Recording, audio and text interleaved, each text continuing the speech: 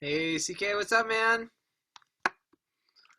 Great to see you, man. I'm not getting any audio at the minute, but let's see. It's coming through now. All right, David. Cool. Gotcha, man. How are you? Yeah, that was the cleanest entry into the program so far for me. Oh, yeah, no worries, man.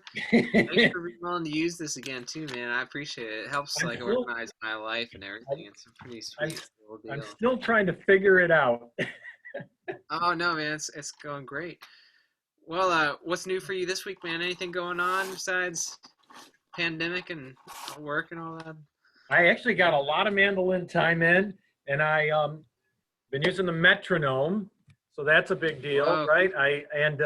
Before pandemic hit, I was like super organized, and I got like in one I use OneNote. I got all these lists in there for mandolin stuff, and I was keeping track of time, and I got my little timer, right? And then the pandemic hit, and I stopped it all. I mean, I was still playing, but my whole routine just fell right. apart. So I'm slowly putting it back together again. So it's good. It's really Yeah, good. totally, man. Yeah. And It's tough to like find that groove again, but let me it's worth it. oh yeah. So I took you probably can't, it's not, looking at this doesn't matter, but what I've got here is I took, like, for instance, a D scale. So it's kind of cool. I got two of these songs in D, and then I took the D scale, and I'm working on right now 7 patterns, and I got another two more that I'm taking out of a book that I have. And so I'm not writing them all out. I'm just writing out the first two measures of the pattern so I can remember what they are, right? And then I'm sitting there, Cool. I'm going to spend time doing, like, these 9 different patterns in a scale. So it does fourths, Nice. fifths, and then, skipping, and then, all those different patterns, right? So Great. that's a good thing. Awesome, man. Yeah. Why don't we talk about patterns for a bit, man? I forget if we talked much about those in the past, but they can be really useful for giving you some vocabulary to use between, Okay. target notes. Before you get started, Sure. so today last lesson you talked about we could maybe hit something with chords and arpeggios. I don't know if you recall that or not, but so Absolutely. as Yeah, a yeah. topic today, I think and, they're tied in some ways. Maybe and we can patterns hit both too. if that's enough. Yeah. Yeah, definitely. Yeah, sorry, I was just saying they're kind of tied in some ways. Just because you can see how some of these patterns have little arpeggios built into them in some ways. You might be noticing that already. Yes. But I think arpeggios are kind of the foundation or the building block for any melody that you want to play as an improviser, or any melody you want to compose as a composer as well. So you've been memorizing these triads in the key of C, right? That's an important place to start.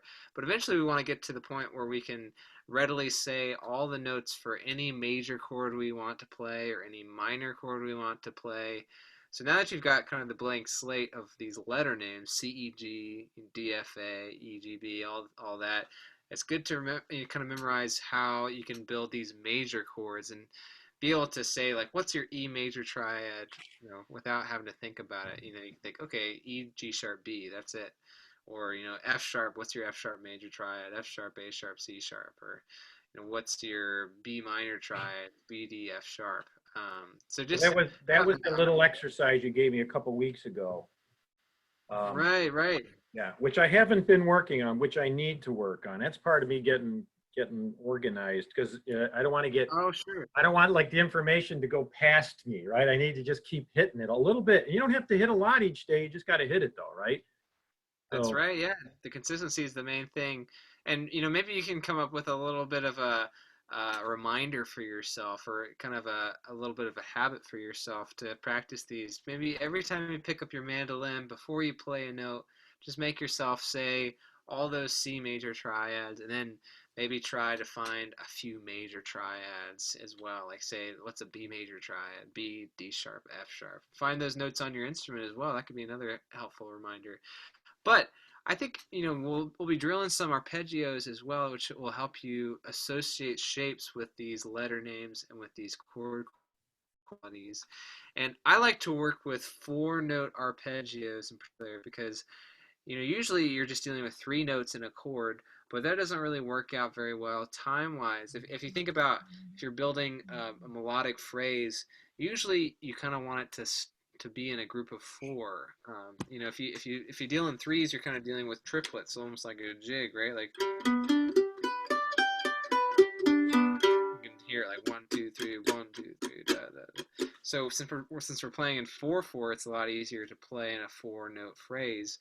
So what I like to do is instead of just playing those 3 notes out of your major triad, I add in the 7th as well, just as a connecting note to get you back to the root on a major beat in the measure there. So instead of, let's try this, right? Does that sound familiar? Have you played that arpeggio before? I believe it was in an arpeggio drill that you gave me originally. Right, right. So I think it's good to try to start with the 1 octave, which I think we started with, right? The G major Yeah, 7. then we integrated sevenths in. Right, right. So we go around the horn with, G, and then we have C, and then we have from there F and B flat and E flat and all that. So that would be a good thing to bring out just as a reminder. But what I think is more helpful is instead of practicing the arpeggios as a single entity, as a single octave entity, I should say, is thinking about the arpeggios in terms of a position. So now that you've got like the first measure or the first octave of your G major 7 arpeggio, I should say, can you find all the other notes that fit with that arpeggio in the first position? So maybe even thinking, okay, like not being tied to root as well. Like what if I played the first octave, the second octave, and then I go up to the highest note I can reach before having to shift up, which would be my B.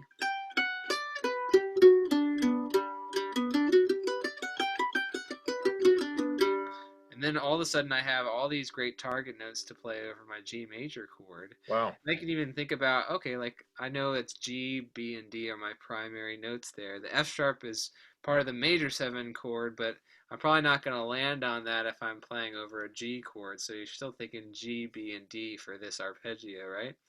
So it's great, like if I'm playing over my G major chord, like if I have a wide open G chord, all those notes I just played for the arpeggio are my target notes. Those are kind of my starting and ending notes for whatever phrase I play. And then I can connect the notes together however I want to, by using the scale, by using one of those patterns you're mentioning, So all of a sudden you can play this kind of stuff.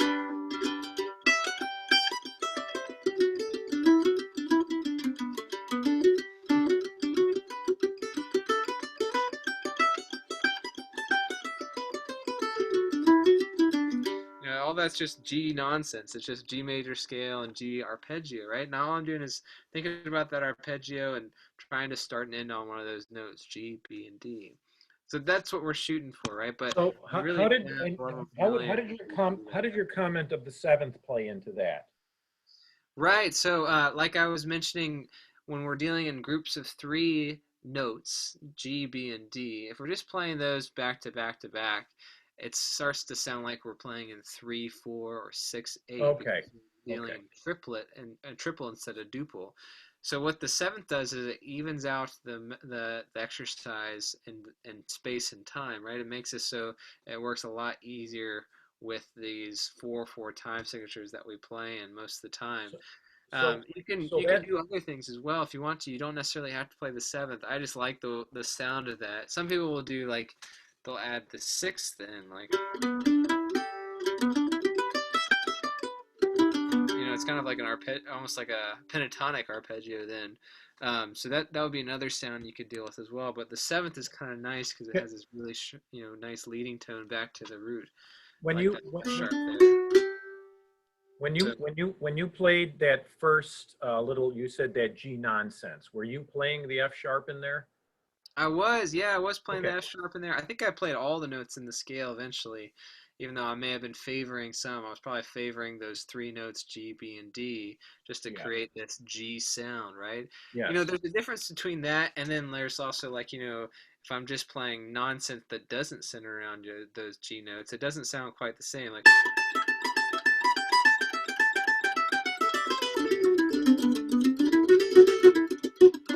that doesn't sound quite as intelligent or quite as purposeful as when you're really thinking about those three notes and starting and ending your phrases on them.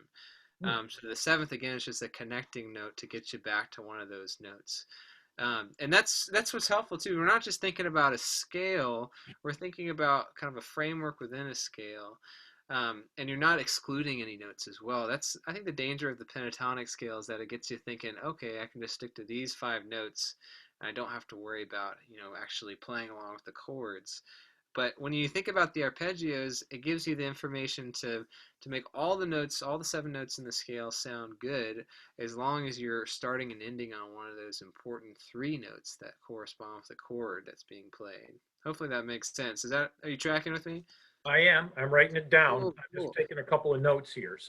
Um, so when again talk like that, like you say that G gibberish stuff you were playing, right? You were there's phrasing inside of that, and you're not necessarily just stopping on the one.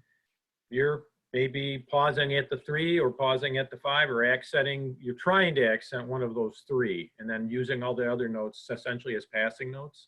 Right, yeah. So I think what I played there, if I remember, I was playing all eighth notes and I wasn't changing any rhythms. I think it was all perpetual motion. And that's Okay. probably a good thing to do when you're exercising this is see if you can keep going without stopping. Because that's sometimes the danger is we'll play like a short excerpt and then stop, and then we'll play another short excerpt and then stop.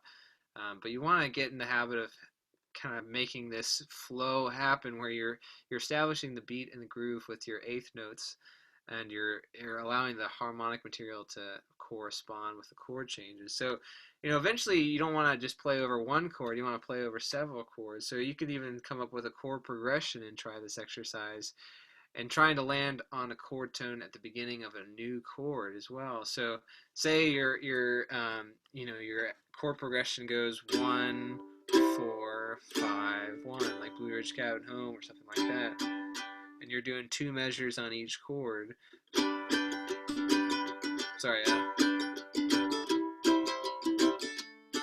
guess that's just one measure, but that works for this exercise. You can do Yeah. something like this.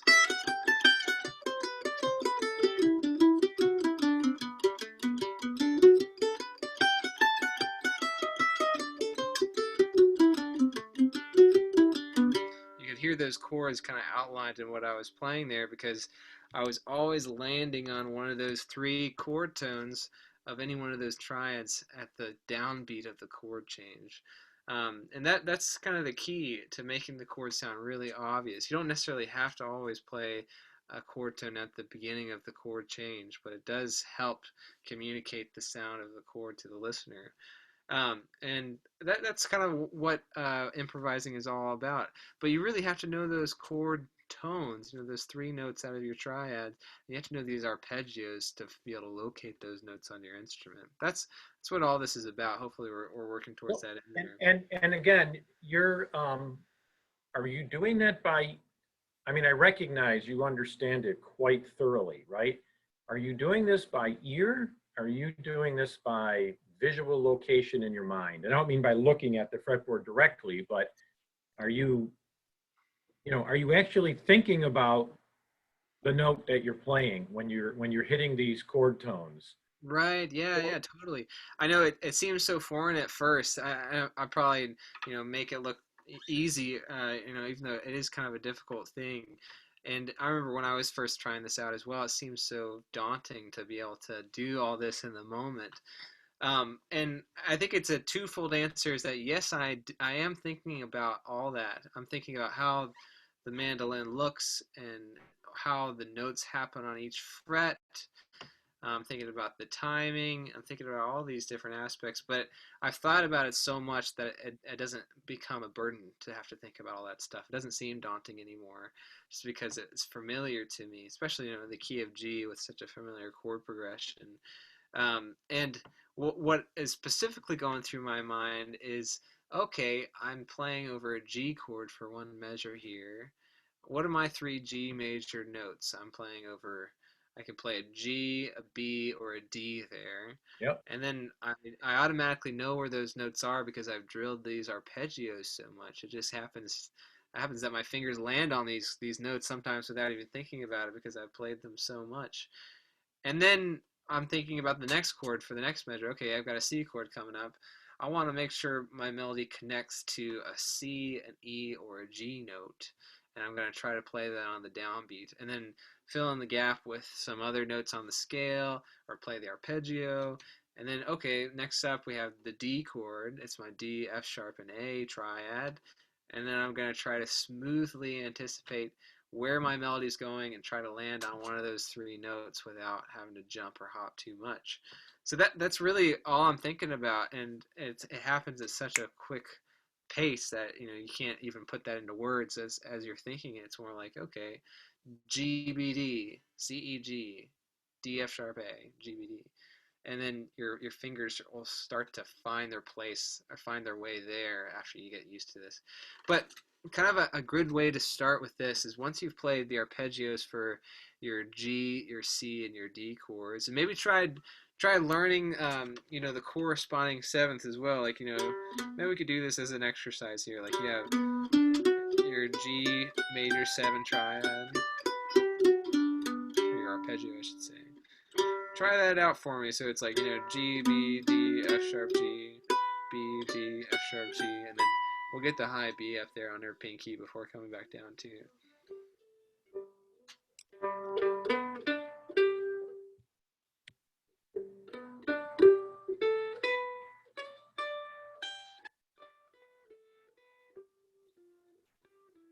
Uh,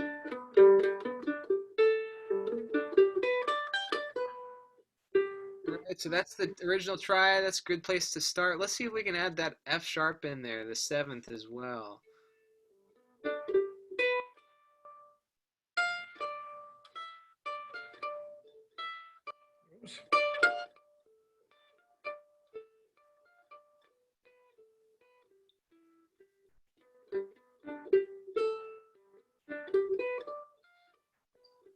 So let me stop you right there, CK. So a couple things. So let's think about where the seventh comes in order of those three notes of your triad. And it's kind of a trick question. It's like, you have the root, the third, and the fifth, and then the seventh just happens after that, right?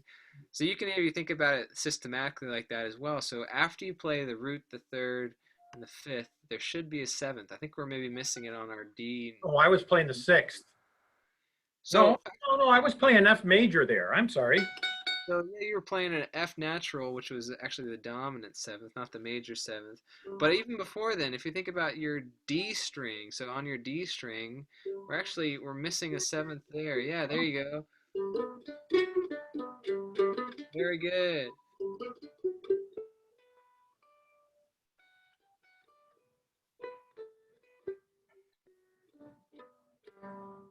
Cool, cool, nice, nice. All right, so let's figure out the same idea for your C chord, right? What three notes would you have for your C major triad? Very good, nice. So C, E, and G, right? Yep. And then if we add in our major seventh, that would be a B note as well. So here's what our C major arpeggio would I sound got like. her. I got her. And then I think it'd be cool to do this thing too. Let's check this out, CK. You may not have played it this way before, but Nope. let's see if we can play all those notes even out of order or out of our octave right here. So we'll start with the C.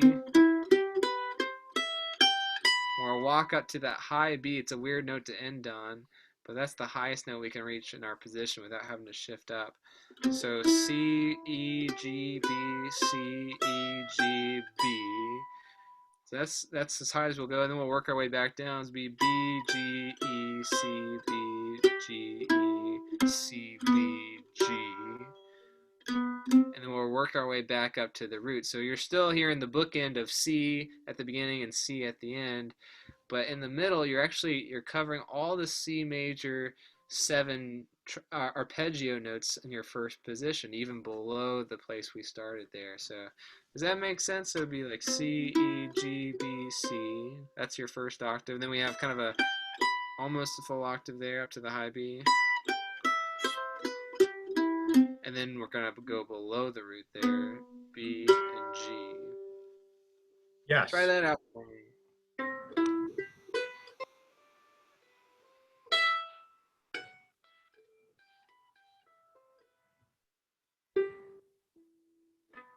Ah, I keep hitting an F sharp there. I did. Doing well. All right, here we go.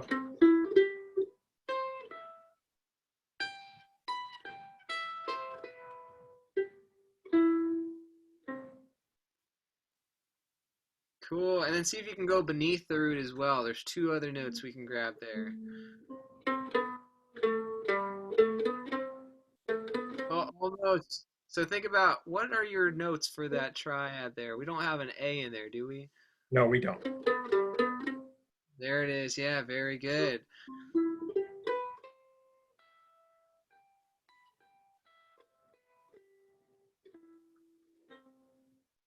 Cool. Okay. Very nice. All So right. eventually these will just become your your new way of life, these arpeggios here. So I'd drill these until you can play them backwards and forwards in your sleep. That's your first step there. Let me show you the last arpeggio for this progression too. So we have our D triad, but we actually don't use the major seventh for the 5 chord in the progression, right? Do you Repeat know? that again. So the tricky thing with sevenths is that the seventh isn't always a major seventh. It depends on what chord it is in the numerical system of your key, right? So we played the 1 chord, the G major chord. We had a major seventh triad for that, or major seventh arpeggio for that. We had the 4 chord, which was C major, right? That's your C major 7. Yep. But then when we get to the 5 chord, that's the odd man out. We actually don't use a major seventh there, even though it's a major triad. Do you know what the seventh is called? Flatted seventh. Right, yeah, you got it. Or some people will call it a dominant seventh because Oh, it sounds okay. like That's a where mid that clef. comes in. Okay. Right, right. And So the that's all, flatted and that's seventh. on the fifth, on the on the fifth chord. That it, Right, yeah. So the 5 chord's special because it's the only chord in any given key that should have a dominant seventh with it as well. So that's what's so interesting. It's like when you play the Salty Dog Blues, for instance, you encounter a lot of different dominant seventh chords, right? You have, usually a G chord, then you have an E dominant seventh, then you have an A dominant seventh, then you have a D dominant seventh, getting you back to the G's. So you can kind of automatically think, okay, there's a lot of dominant seventh chords. I'm probably going to be playing in a lot of different keys here, right? I can't just stick in the key of G because there are these other dominant chords that don't fit in this key that I'm playing in. So let that be just kind of a red flag in your mind. If you see a dominant chord, what key does it belong to? Because there's only one dominant chord per key. So for G major, D major is always going to be our dominant 7. So you think about like G, A, B, C, D, the 5 chord for G, it's going to be a dominant 7. So you can think of yes. dominant 7 chord, dominant 7 arpeggio. That's all there. So for this arpeggio, we're going to have to lower that 7. Like you said, we're going to flat it by 1 fret. So here's how I would do it. I would play starting with your root, your D string, and we have C natural there instead of C sharp.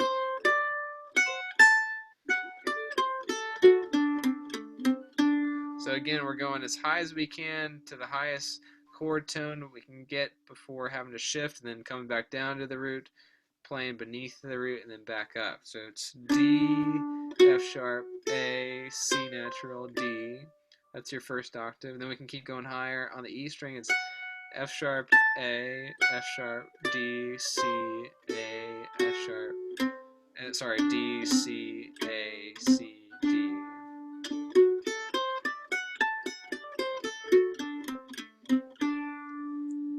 Try that out real slow for me.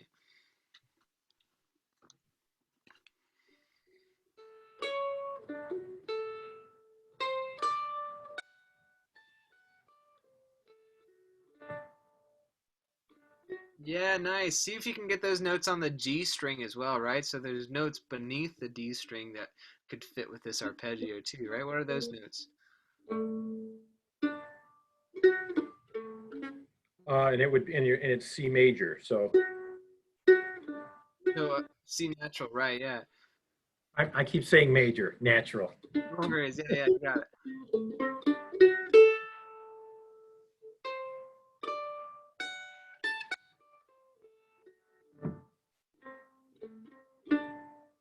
Cool. Nice work, man. That's awesome. So I drill those backwards and forwards like I'm saying, and then now let's take this chord progression and see how we can use these arpeggios to make a melody. And the easiest thing to do is just to play quarter notes. Just see if you can play all downstrokes and connect these chords together. So basically you can think, let's play 4 notes per chord, all downstrokes, and then when the next chord comes around, we have to switch gears and start with a chord tone on that next chord. So when we get to C, we're going to play C, E, or G, and then follow it with another 3 quarter notes before getting to the next chord, right? So it should sound something like this, like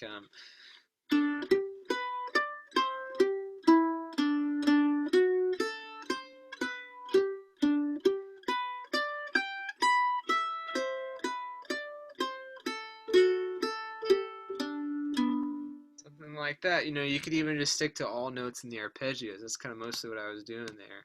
But you can connect them together with your scale as well.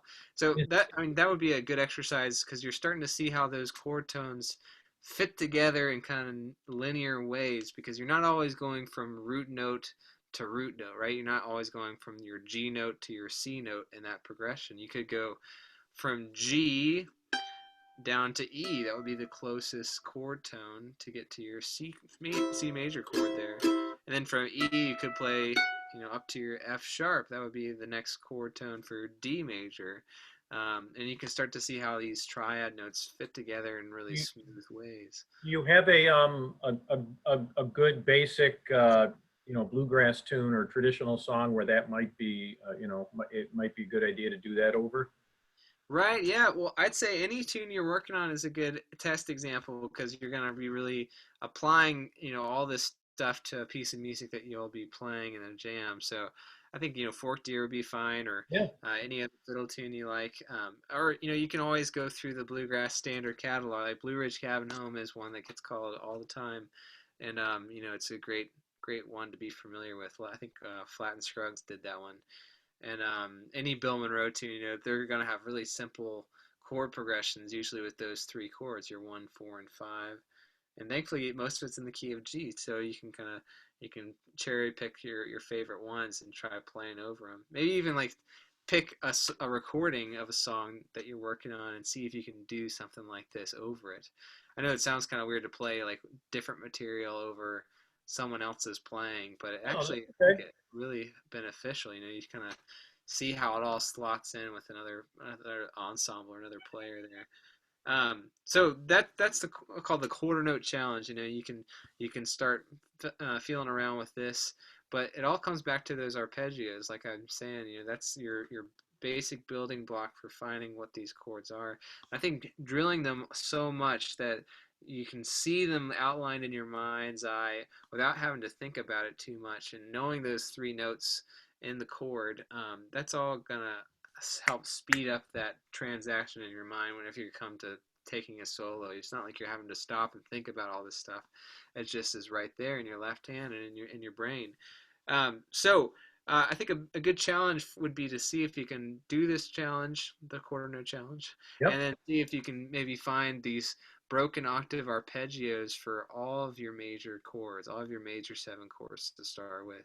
And you can use that drill, the first octave drill that we looked at, when we first started meeting there, as a basis for finding all the other notes within this position. But What do you mean by broken octave when you say broken octave? so just like we talked about with your C and your D arpeggios that we looked at there, they're not, easily fit between 2 root notes, right? So it's like you have your low C here, and we can't get to that next C without having to shift up. Oh, So okay. I in order understand. to I understand. get all the notes in, you kind of have to practice them out of order, Yes. even though we're starting on your C note. So that's what I mean by broken octaves there. And it's actually good because you start to hear them as a group of notes rather than a linear group of notes. It's almost like you have Yeah. a pool to choose from rather than just a system of notes that you're familiar with. Um, and you'll start to hear, how all the different notes sound as well. It's like you're not just hearing that C note as being your prime choice for a note to choose when you're soloing. You can also play E and G, and you start to hear how those options sound in a different way when you practice the arpeggios like this. So see if you can maybe do that for all your major chords. That would be a big challenge, but it'd be something that would be great to get started on. We can check in our next lesson. And check out those patterns too. I'm glad you're working on those. I definitely benefited a lot from doing that too. I like to practice patterns in the same way that I practice arpeggios too. So maybe you can kind of take this and note with what we're talking about here. Like if you're practicing a basic pattern, like one that I like is the broken thirds, where you're just kind of skipping every other note, right? I like to practice it in a position like I did with those arpeggios, where you're doing it in a broken octave, like we explained. So if you're starting in the key of D, like you mentioned for Durang's hornpipe, you can practice it something like this, where you're starting on your root note, and then going up to that highest note you can reach before having to shift, and then back down. And then below the root as well, to the low G, the lowest note you can play, back up to the root. So, when you play it all together, it should sound really nice and smooth like this.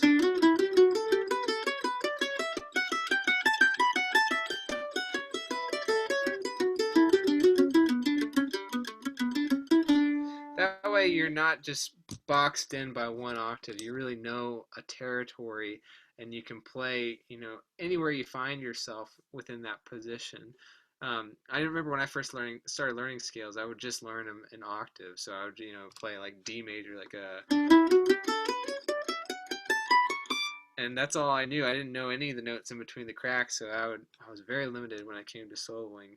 But when I started practicing them this way, again, it kind of took me out of that box-like thinking and gave me a lot of freedom to be like, okay, the scale is not necessarily this line. It's just it's a grid. It's like all these notes working together that you have to choose from. These are options that you can choose from whenever you're playing in a certain song. So hopefully that'll start to feel more similar in your experience too. But let's check those out. So we got those arpeggios, broken octave arpeggios, and you have these patterns, which is great. And you did so well at Durang's hornpipe, man. I'm really impressed with your eighth note feel, and just the clarity and the tone that you're getting out of these tunes now. So why don't we check out maybe another one if you're up for it? Would you be down to learn another tune? I'm always down for it. Cool, man. Yeah. Well, let's pick a good one here.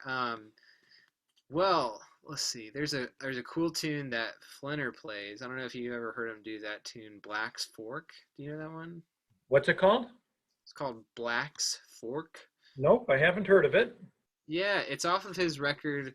It's called A View from Here. It's the very first one he did. It's funny. I remember I used to live in Nashville, and I went to this old used book and music store, and I just moved to town, didn't really know anyone, but I had been taking lessons from Flinner, and he like produced this record for me, and I was looking at the CD section, and this little old lady, she holds up this record, A View from Here, and she's not knowing who I was at all. She just looks at me and says, "This is my son-in-law's record, and this is his best one that he's ever made." And I tend to agree. It's a really good one, and I've learned a bunch of tunes from this one. But Black Fork is probably one of the most well-known out of the bunch, and a good one to learn if you're up for it. Yeah. And the fun part about this one is on the A section, it kind of shifts up an octave, or shifts up a position, I should say. So yeah, it's been a while since I played it. Something like this.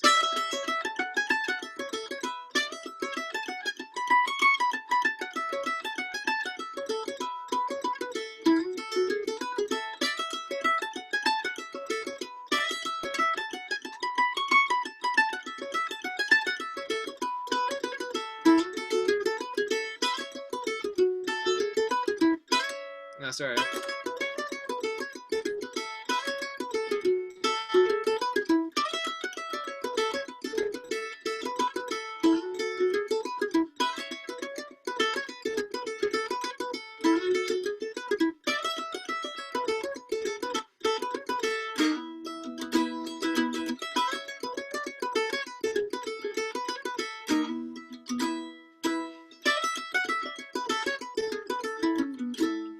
like that. And the third part there is a bit shorter, and it's also crooked in timing, meaning that there's a couple of different key signature, or sorry, time signatures there that you have to Yes. watch out for. But check out the record for sure. I think you'll really enjoy it. It's got some monster players on it. David Greer's playing guitar, and I think the fiddle is like split between Stuart Duncan and Daryl Anger. Todd Phillips playing bass, so you really enjoy it, I'm sure. And Flair's got such a fun sense of timing. His right hand is really different than any other player I know, and his sound really shows, just his uniqueness. So you'll get a lot of benefit just playing this along with him. So I'll send this transcription to you, but for recording reference, see if you can download that track and play along with him. All right, man. Well, great work. And for next time, do you want to put another lesson on the calendar for next week? Would that work? Let's do it. Great, man. Well, keep up the awesome work, man. You're really just trucking, and I can't tell you haven't lost any ground as far as I'm concerned, as far as your routine goes. Just keep up the good work. Sometimes it's good to break your routine and just do some different stuff to keep you on your toes. Yeah. Sometimes I get a little bogged down if I do the same thing every day, and just by trying something completely different, or practicing in a different room even, or practicing at a different time of day. I did that. My wife's in Albany working for 2 weeks, so she's at an Airbnb, and I refinished a sunroom for her on the second floor. Whoa. That's her space, so I don't chill in there. Well, I've been married, man, it's been, I don't know, 35 years now, right? So this is, we got all boys in the family, right? I got 2 sons, so this is her spot. So I don't go in there, right? It's just her place. But she's gone, so I'm up there practicing now, and it's all windows, so I can see the whole neighborhood from up there. It's pretty awesome. So I was there the whole week, and I got 1 more week of it before I'm cast back to the basement again. Oh, I gotcha. We'll make the most of it, man. That's great. Well, I better run here, man, but it's so good to see you again, and I'll look forward to catching you again next week, man. All right. Oh, one thing, you mentioned there's a way to do recordings. Is that something that, like, do you record each session automatically and then you send a link, or is that something I have to do at my end? Oh, right. So I'm not sure exactly how it works on your end. I think I can just send you a link. Maybe that's the easiest way to do it, and I'll send that as soon as we're done here. Okay. But let me know if that works for you, and if not, we can figure something else out. Sure. Good. All right, man. Well, Thank you. I'll see you soon. My pleasure. All right. Awesome. All right, bye.